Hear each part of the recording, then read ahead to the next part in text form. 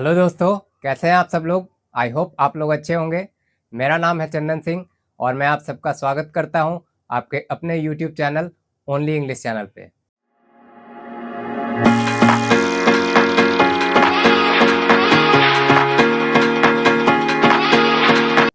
दोस्तों, हमने English grammar का जो सीरीज स्टार्ट किया है तो उसमें आज हम पढ़ने वाले हैं पार्ट्स ऑफ स्पीच के बारे में। पिछली क्लास में हमने इंट्रोडक्शन के बारे में मतलब ग्रामर का इंट्रोडक्शन जाना था। उसका जो हम टॉपिक कवर करने वाले हैं उसका ओवरव्यू जाना था। ग्रामर क्या है, ग्रामर के फादर किसको कहा जाता है, ग्रामर का डिफिनीशन समझा था हमने। तो ये सब हम पिछली क्लास में पढ़ चुके हैं। आज की क्लास में हम पढ़ेंगे पार्ट्स ऑफ स्पीच के बारे में। पार्ट्स ऑफ स्पीच जो होते हैं वो इंग्लिश ग्रामर का उसको बेस कहा जाता है। बिना बेस के हम इंग्लिश ग्रामर ना तो अच्छे समझ पाएंगे, ना तो इंग्लिश लैंग्वेज को अच्छे समझ पाएंगे, ना तो इंग्लिश लिख पाएंगे, ना तो इंग्लिश बोल पाएंगे। तो आप लोग ये समझ लीजिए कि बिना इसको पढ़े हुए समझे हुए, बिना पार्ट्स ऑफ स्पीच को पढ़े हुए या समझे हुए हम लोग आगे बढ़ नहीं सकते इंग्लिश ग्रामर में, क्योंकि ये इंग्लिश ग्रामर का बेस कहा जाता है। दुनिया का कोई भी आप सेंटेंस अगर आप लिखें, पढ़ें या कहीं से भी उसको देखें तो उसमें आपको पार्ट्स ऑफ स्पीच मिलेगा ही। हम लोग बचपन से ये पढ़ते आ रहे हैं कि टोटल 8 पार्ट्स ऑफ स्पीच होते हैं। तो वो आप दुनिया में कोई सा भी सेंटेंस ले ले तो उसमें आपको आठों पार्ट्स ऑफ स्पीच में वो कोई ना कोई आपको मिल ही जाएगा। या तो नाउन मिल जाएगा, या प्रोनाउन मिल जाएगा, या एडजेक्टिव मिलेगा, या वर्ब मिलेगा, या एडवर्ब मिलेगा, या कंजंक्शन या इंटरजेक्शन। आपको 8 पार्ट्स ऑफ स्पीच में कुछ ना कुछ मिल ही जाएगा। तो आप लोगों को ये तो पता होगा कि 8 पार्ट्स ऑफ स्पीच होते हैं।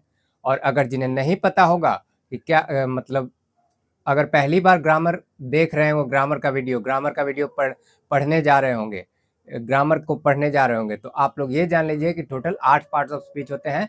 हम लोग उसी को डिस्कस करेंगे। आज हम लोग 8 पार्ट्स ऑफ स्पीच को थोड़ा डेफिनेशन और टाइप का ओवरव्यू जानेंगे। हम लोग अभी डिटेल में नहीं पढ़ेंगे, हम लोग केवल इसका ओवरव्यू जानेंगे कि 8 पार्ट्स ऑफ स्पीच होते क्या हैं। हम लोग इसको एक एक करके डिटेल को और आगे वाले आने वाले जो क्लासेज हैं उसमें अच्छे से कवर करेंगे।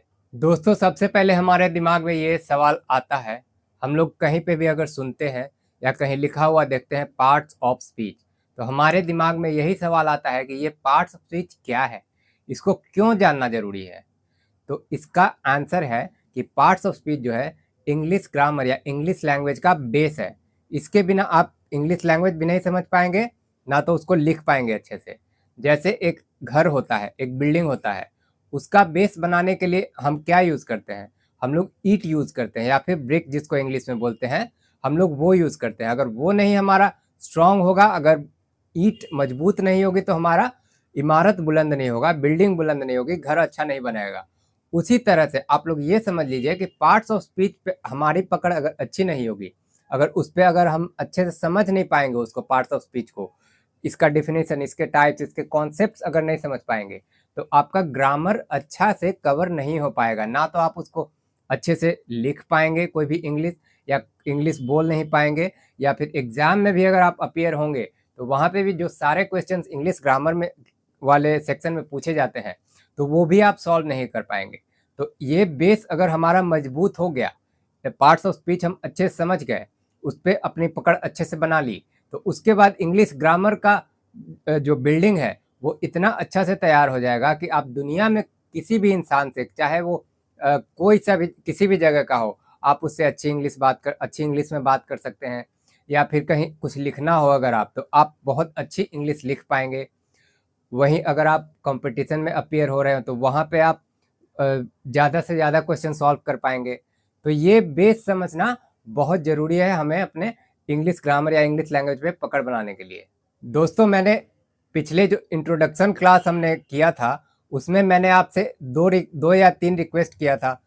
एक रिक्वेस्ट उसमें ये था कि आप लोग जब भी वीडियो को देखना स्टार्ट करें उसके पहले आप पेन और एक नोटबुक लेकर बैठे। तो मैं ये आशा करता हूँ कि आप लोग अपने साथ एक पेन और नोटबुक लेकर बैठे हुए हैं, और यहाँ पे जो मैंने लिखा है वो तो आप लोग लिखेंगे ही। साथ में अगर यहाँ पे कुछ मिस हो जाए, बोर्ड पे वो चीज़ नहीं लिखा है और मैं बोलूँ और वो चीज़ इंपॉर्टेंट हो तो वो भी आप नोट करें। तो आप लोग पहले ये सुनिश्चित कर लें अपने आप से कि आप लोग पेन और नोटबुक एक साथ में लेकर बैठे हुए हैं। तो दोस्तों, मैं ये मान के चल रहा हूँ कि आप लोग पेन और पेपर लेकर बैठे हुए हैं। तो चलिए हम आगे बढ़ते हैं, अपने टॉपिक की शुरुआत करते हैं जिसका नाम है पार्ट्स ऑफ स्पीच। दोस्तों, पार्ट्स ऑफ स्पीच, आप लोग इसको समझिए, पार्ट्स ऑफ स्पीच मतलब स्पीच का पार्ट। अब ये स्पीच क्या है? स्पीच हमारे डेली लाइफ में यूज होता है। जैसे जो सेंटेंस हम बोलते हैं या लिखते हैं, कहीं लिखा हुआ पढ़ते हैं, तो वो सेंटेंस जो है उसी को हम लोग स्पीच बोलेंगे। उसके जो अलग अलग पार्ट्स हुए, जैसे Ram is going to school, तो राम एक अलग पार्ट हुआ, इज एक अलग पार्ट हुआ, गोइंग अलग पार्ट हुआ, स्कूल अलग पार्ट हुआ। तो इसी को हम बोलेंगे पार्ट्स ऑफ स्पीच, मतलब स्पीच के पार्ट्स या फिर सेंटेंस के पार्ट। इसको ब्रेक करेंगे तो यही आएगा, पार्ट्स ऑफ स्पीच मतलब स्पीच के पार्ट्स। इसका हिंदी मीनिंग होता है शब्द भेद, इसको हिंदी में शब्द भेद कहते हैं।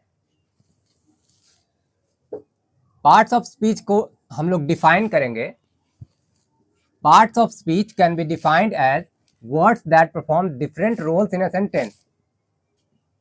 मतलब पार्ट्स ऑफ स्पीच जो है, जो वर्ड जो होते हैं किसी सेंटेंस में, वो अलग अलग रोल प्ले करते हैं, उसी को हम लोग बोलते हैं पार्ट्स ऑफ स्पीच। जैसे नाउन अपना एक अलग रोल प्ले करेगा, प्रोनाउन एक अलग रोल प्ले करेगा, एडजेक्टिव अलग रोल प्ले करेगा, एडवर्ब अलग रोल प्ले करेगा। उसी तरह 8 पार्ट्स ऑफ स्पीच हैं, वो सेंटेंस में अपना अलग अलग रोल प्ले करते हैं, तो उसी को हम लोग डिफाइन करते हैं। The words that performs different role in a sentence are called parts of speech. आप लोग ये नाम सुन रहे होंगे, नाउन, प्रोनाउन, जो मैं बोल रहा हूँ, वर्ब, एडवर्ब, तो बहुत लोग तो इसके बारे में जानते हैं, तो उनको कोई प्रॉब्लम नहीं हो रही होगी। लेकिन बहुत लोग अभी पहली बार सुन रहे होंगे, तो उनको शायद समझ में ना आ रहा होगा कि ये नाउन क्या है, ये प्रोनाउन क्या है। तो आप लोग उसका टेंशन मत लीजिए, हम लोग अभी बिल्कुल जीरो से भी नीचे माइनस लेवल से स्टार्ट कर रहे हैं। पहले मैं कोई भी टॉपिक पढ़ाता हूँ, पहले सबसे पहले मैं उसको अच्छे से समझा देता हूँ, उसका बेस क्या, उसका डिफिनेशन क्या है। बिना डिफिनेशन को जाने हुए हम ना तो आगे बढ़ सकते हैं, अगर बढ़ भी गए बिना डिफिनेशन को जाने हुए तो उसका रूट ही समझ में नहीं आएगा, तो प्रॉब्लम हो जाएगी। तो सबसे पहले मैं उसको डिफाइन कर देता हूँ किसी भी टॉपिक को पढ़ाने से पहले। तो यहाँ मैं पार्ट्स ऑफ स्पीच अभी पढ़ा रहे, आज कवर करने वाले हैं, तो सबसे पहले हम उसको डिफाइन कर दिए, पार्ट्स ऑफ स्पीच क्या है। नाउन, प्रोनाउन, ये सारे वर्ड्स इंट्रोड्यूस हो गए। अब थोड़ी बहुत जानकारी हो गई कि नाउन भी कुछ होता है, प्रोनाउन भी कुछ होता है। जो जान रहे हैं वो अच्छी बात है, जो नहीं जान रहे हैं वो भी जान ले कि नाउन होता है, प्रोनाउन होता है। इसी तरह 8 पार्ट्स ऑफ स्पीच होते हैं, तो वो एक सेंटेंस में अपना अलग अलग रोल प्ले करते हैं, उसी को पार्ट्स ऑफ स्पीच बोलते हैं। अब मैंने आपको ये तो बताया ही अभी कि पार्ट्स ऑफ स्पीच जो है ब्रिक की तरह होते हैं, जो और जो इंग्लिश ग्रामर या इंग्लिश लैंग्वेज जो है वो एक बिल्डिंग या एक घर की तरह होता है। ब्रिक जितना अच्छा होगा, जितना मजबूत होगा घर या इमारत या बिल्डिंग, उतना ही अच्छा, उतना ही बुलंद बनेगा। तो हम लोग अपने बेस को बुलंद बनाएंगे। यहाँ पे देखिए, मैंने यहाँ पे 2 सेंटेंस लिखे हैं, I am going for a walk और आई वॉक टू स्कूल। यहाँ दोनों सेंटेंस में वॉक का यूज किया है मैंने। देखिए, मैंने नहीं, यहाँ पे यूज हुआ है वॉक का, I am going for a walk और आई वॉक टू स्कूल। लेकिन यहाँ पे देखिए, यहाँ वॉक जो है नाउन का रोल प्ले कर रहा है। वर्ड सेम है, वॉक यहाँ पे भी है, वॉक यहाँ पे भी है, लेकिन यहाँ पे जो वॉक है इस सेंटेंस में नाउन का रोल प्ले कर रहा है। वहीं पे अगर इस सेंटेंस में देखें तो यहाँ पे वॉक जो है वर्ब का रोल प्ले कर रहा है। तो एक ही वर्ड 2 जगहों पे अलग अलग रोल परफॉर्म कर रहा है। तो ये पार्ट्स ऑफ स्पीच पढ़ने से यही फायदा होगा कि हम लोग ये भी जान पाएंगे कि कौन सा वर्ड किस सेंटेंस में किस तरह का रोल परफॉर्म करेगा। वॉक इस सेंटेंस में नाउन का रोल प्ले कर रहा है, वॉक इन सेंटेंस में वर्ब का रोल प्ले कर रहा है। अभी पूरा अच्छा से क्लियर नहीं होगा, अभी तो हम लोग जब नाउन पढ़ेंगे, प्रोनाउन पढ़ेंगे, वर्ब पढ़ेंगे, एडवर्ब पढ़ेंगे, तो उसके बाद फिर आपको सब समझ में आने लगेगा कि हम लोग कहाँ पे कौन से वर्ड को नाउन बोलेंगे और उसी वर्ड को कहाँ पे वर्ब बोलेंगे। तो अभी आप लोग बस ये जान के चलिए कि एक वर्ड जो है किसी सेंटेंस में नाउन का रोल प्ले करता है और वही वर्ड जो है दूसरे सेंटेंस में वर्ब का रोल प्ले करता है। तो यही वर्ड्स के रोल को जानने के लिए ही हम लोग पार्ट्स ऑफ स्पीच पढ़ते हैं कि कौन सा वर्ड किस सेंटेंस में किस तरह का रोल प्ले कर रहा है। दोस्तों, अभी तक तो आप लोगों को समझ आ चुका होगा कि हम लोग पार्ट्स ऑफ स्पीच क्यों पढ़ते हैं या पार्ट्स ऑफ स्पीच को पढ़ना क्यों ज़रूरी है। लेकिन पार्ट्स ऑफ स्पीच क्या है वो हम लोग अभी यहाँ से देखते हैं।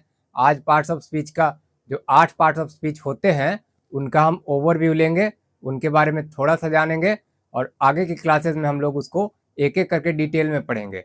तो सबसे पहले हम चलते हैं अपने पहले पार्ट्स ऑफ स्पीच की ओर, नाउन की ओर। हमारा जो पार्ट्स ऑफ स्पीच, जो 8 पार्ट्स ऑफ स्पीच होते हैं, उनका पहला जो पार्ट होता है उसको बोलते हैं नाउन। नाउन मतलब संज्ञा।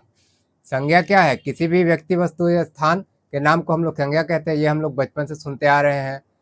तो जैसे टेबल हो गया, बेंच हो गया, बोर्ड हो गया, कुछ भी हो गया, मतलब ये जिसको हम लोग टच कर सकते हैं या नहीं टच कर सकते हैं। जैसे फीलिंग्स हो गया, हैप्पी, सैडनेस, लव, ये सारे नाउन के अंडर आते हैं। नाउन में proper noun, common noun, abstract noun, collective noun, compound noun, countable noun, uncountable noun, ये सारे हम लोग पढ़ेंगे। सेकेंड पार्ट ऑफ स्पीच है प्रोनाउन, जो कि नाउन की जगह पे हम लोग यूज करते हैं। जैसे बार बार नाउन को दोहराना ना पड़े किसी सेंटेंस में, तो उसीलिए फिर प्रोनाउन का यूज किया जाता है। प्रोनाउन के भी अलग अलग टाइप्स होते हैं। जैसे पोजेसिव प्रोनाउन होता है, डेमोन्स्ट्रेटिव प्रोनाउन, रिलेटिव प्रोनाउन, इसी तरह 8 या 10 प्रोनाउन होते हैं। तो उसको हम लोग डिटेल में पढ़ेंगे। फिर वर्ब के बारे में हम लोग जानेंगे कि मेन वर्ब क्या होता है, ऑक्सिलियरी वर्ब क्या होता है और मॉडल्स क्या होता है। मेन वर्ब मतलब कि किस सेंटेंस में जो मुख्य क्रिया होता है वो मेन वर्ब कहलाता है। ऑक्सिलियरी वर्ब मतलब मेन वर्ब का जो सहायक क्रिया है उसको ऑक्सिलियरी वर्ब। और मॉडल्स एक अलग ही प्रकार का वर्ब होता है, वो हम लोग उसको भी अच्छे से जानेंगे। फिर एडजेक्टिव हम लोग पढ़ेंगे। एडजेक्टिव मतलब क्या? नाउन या प्रोनाउन का विशेषता बतलाता है, इसी को हम लोग एडजेक्टिव बोलेंगे। जैसे tall person, short person, fast fast animal, तो ये एनिमल, पर्सन, ये सारा नाउन है, उसकी विशेषता बतला रहा है, उसको मॉडिफाई कर रहा है, तो उसको हम लोग एडजेक्टिव बोलते हैं। इसको हिंदी में हम लोग विशेषण भी बोलेंगे। तो ये नाउन और प्रोनाउन को ये मॉडिफाई करता है या उसकी विशेषता बतलाता है। एडवर्ब क्या है? ये एडजेक्टिव की विशेषता बतलाता है, एडजेक्टिव को मॉडिफाई करता है। अब जैसे रियली ब्यूटीफुल, ब्यूटीफुल क्या एडजेक्टिव है, उसको और ज्यादा मॉडिफाई करना है तो हम लोग लिख देंगे रियली ब्यूटीफुल। तो एडवर्ब जो है एडजेक्टिव को ब्यूटीफाई करता है, मॉडिफाई करता है। प्रेपोजिशन जो है एक नाउन या प्रोनाउन और दूसरे वर्ड दोनों के बीच में जो संबंध बतलाता है उसको हम लोग प्रेपोजिशन बोलेंगे। जैसे in, on, upon, for, it, etcetera. ये हम लोग और डिटेल में पढ़ेंगे। अभी अभी इसमें तो 150 से ज़्यादा प्रेपोजिशन डेली लाइफ में यूज़ होते हैं, लेकिन जो इम्पोर्टेंट प्रेपोजिशन होते हैं 60-70 प्रेपोजिशन, वो हम लोग कवर करेंगे आगे।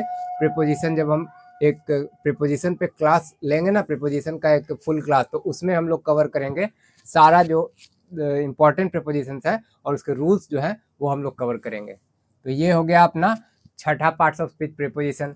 सेवेंथ पार्ट्स ऑफ स्पीच बोला जाता है कंजंक्शन को। कंजंक्शन मतलब दो सेंटेंस हो गया, तो दो सेंटेंस को जोड़ने का काम करेगा, या दो क्लॉज या दो फ्रेज या दो वर्ड्स को जोड़ने का काम करेगा, उसको कंजंक्शन बोला जाएगा।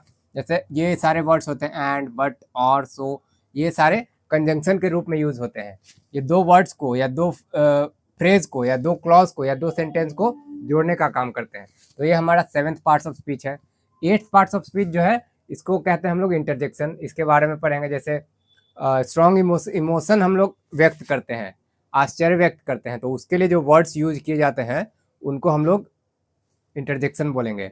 उसको हिंदी में हम लोग विस्मयादि बोधक शब्द भी बोलेंगे। जैसे किसी शब्द के आगे इस तरह का चिन्ह मिल जाए तो आप लोग वहाँ पे समझ जाइए वो इंटरजेक्शन है। ओह, ये इमोशन व्यक्त करता है। इंटरजेक्शन जो है किसी का इमोशन व्यक्त करता है, या फिर सडन हैप्पीनेस व्यक्त करता है। जैसे हुर्रा, हुर्रा, जैसे हम लोग कोई मैच कोई जीतता है तो हम लोग बोलते हैं हुर्रा भी जीत गए।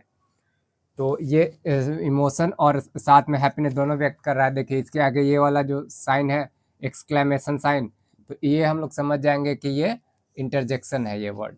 उसी तरह अलास, वाव, आउच, एटसेट्रा एटसेट्रा, बहुत सारे इंटरजेक्शन है। वो भी हम लोग इंटरजेक्शन का जब क्लास करेंगे तो उसमें हम लोग अच्छे से कवर करेंगे एक एक इंटरजेक्शन को। तो यहाँ हमने पार्ट्स ऑफ स्पीच का ओवरव्यू ले लिया है, 8 पार्ट्स ऑफ स्पीच का, उसका थोड़ा बहुत आइडिया हम लोग आज के क्लास में ले चुके हैं। आगे के क्लास में इनको डिटेल में पढ़ेंगे कि ये इसका डेफिनेशन पढ़ेंगे, इसके टाइप्स पढ़ेंगे, इन पे बेस्ड रूल्स पढ़ेंगे, इन पे बेस्ड सेंटेंसेस बनाएंगे, क्वेश्चंस बनाएंगे, ताकि लिखना, जिसको लिखना है, जिसको पढ़ना है, जिसको एग्जाम में अपेयर होना है, सबको फ़ायदा मिल सके। तो हम लोग आगे इसको धीरे धीरे करके कवर करेंगे, नाउन को, प्रोनाउन को, वर्ब को, एडजेक्टिव को, इसी तरह 8 पार्ट्स ऑफ स्पीच को। दोस्तों मैं आशा करता हूँ कि आज का क्लास आप लोगों को इंटरेस्टिंग लगा होगा। आज आप लोगों को कुछ नया सीखने को मिला होगा। अगर जो लोग इसके बारे में जानते हैं, पार्ट्स ऑफ स्पीच पढ़े होंगे पहले, उनको थोड़ा बोरिंग लग सकता है, लेकिन जो लोग बिल्कुल नए हैं, जिनको कुछ नहीं पता है, उनको मैं आशा करता हूँ कि थोड़ा बहुत कुछ जानने सीखने को मिला होगा। हम लोग आगे क्लासेस में इसको और डीप में सीखेंगे तो और ज़्यादा मज़ा आने वाला है, और ज़्यादा इंटरेस्टिंग क्लास होने वाला है। जब हम लोग इसको डिफिनेशन जानेंगे, इसका टाइप जानेंगे, इस पर रूल्स जानेंगे, तब हम लोगों को और ज़्यादा इंटरेस्ट आएगा और ज़्यादा मज़ा आने लगेगा। अभी आप लोग बस थोड़ा धैर्य रखें, धीरे धीरे हम लोग आगे बढ़ेंगे। आज हमने ये पार्ट्स ऑफ स्पीच का एक ओवरव्यू ले लिया है। तो दोस्तों आज के लिए बस इतना ही रखते हैं। अगर आपको ये वीडियो अच्छा लगा होगा तो प्लीज़ एक लाइक का बटन दबा दीजिए, साथ में एक सब्सक्राइब भी कर लीजिए चैनल को, और साथ में अपने दोस्तों, रिश्तेदारों, जानने वालों के साथ प्लीज़ शेयर कर दीजिए ताकि उनको भी नॉलेज मिल सके, वो भी इससे फ़ायदा ले सके इस वीडियो के थ्रू। दोस्तों हम मिलेंगे अपने अगले क्लास में अपने अगले टॉपिक के साथ, जिसको सारे पार्ट्स ऑफ स्पीच को डिटेल में हम पढ़ना स्टार्ट करेंगे। तब तक के लिए थैंक यू, बाय बाय, धन्यवाद और टेक केयर।